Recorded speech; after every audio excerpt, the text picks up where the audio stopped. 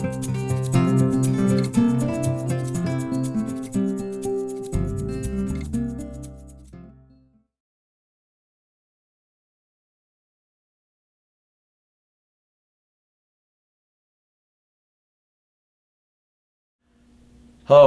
I'm Steve Jazowski with York Repair. Today we're going to talk about identifying the leads on a 9-lead delta connected motor. We're going to need an ohm meter, 6 or a 12 volt battery, and what we're gonna do is first thing we need to do is use the ohm meter, identify there's going to be 3 separate pairs of the 9 leads, 3 groups. And what we're going to do is we're going to use the ohm meter and find the 3 different groups. I normally use something like a piece of tape or something to identify each one of the groups as we're going.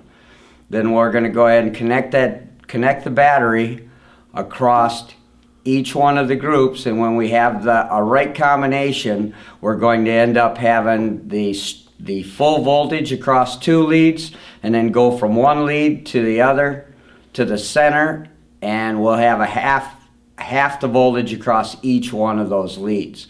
Then the one that gives us the low voltage or the half voltage across each group is going to be labeled number 1, number 2, and number 3. Then we're going to connect number 1, 4, and 9. 4 and 9 are connected to the battery terminal. 1 is flashed with the other battery terminal. A strong deflection will occur across 2 and 7 and 3 and 6. Little or no deflection will be seen across 2 and 5 and 3 and 8. Leads 5, 6, 7, and 8 can now be labeled.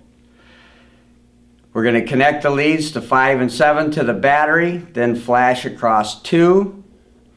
Leads number 1 and 4 will show a strong deflection. Leads number 1 and 9 will have little or no deflection.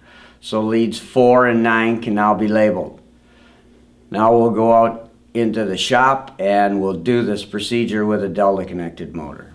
First thing we're going to do is identify our 3 circuits. We're going to look for continuity between the 3 wires. Then we're going to go ahead and label them. I use tape just so they don't get all mixed up, so that way I know what my 3 circuits are. The next step is we're going to change from resistance, we'll change to voltage, and now we're going to go ahead and connect and find our number 1, 2, and 3.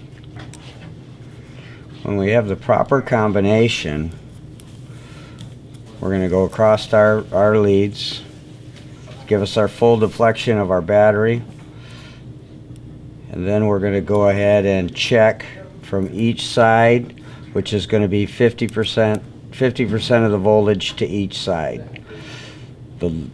The one that gives us 50% to each side on the low is going to be our number 1, 2, and 3.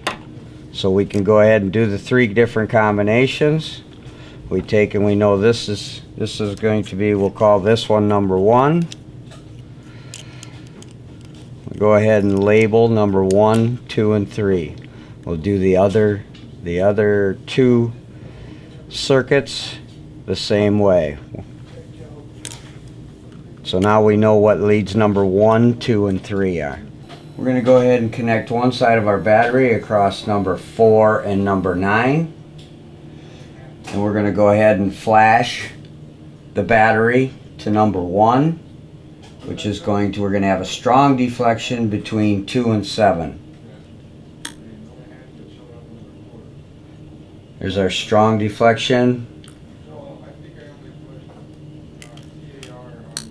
There's no deflection, so we know which lead is number 7.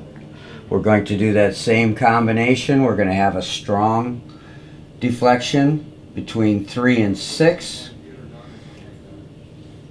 And that way we can indicate the leads. We'll know which leads can be marked 6, 7, and 8.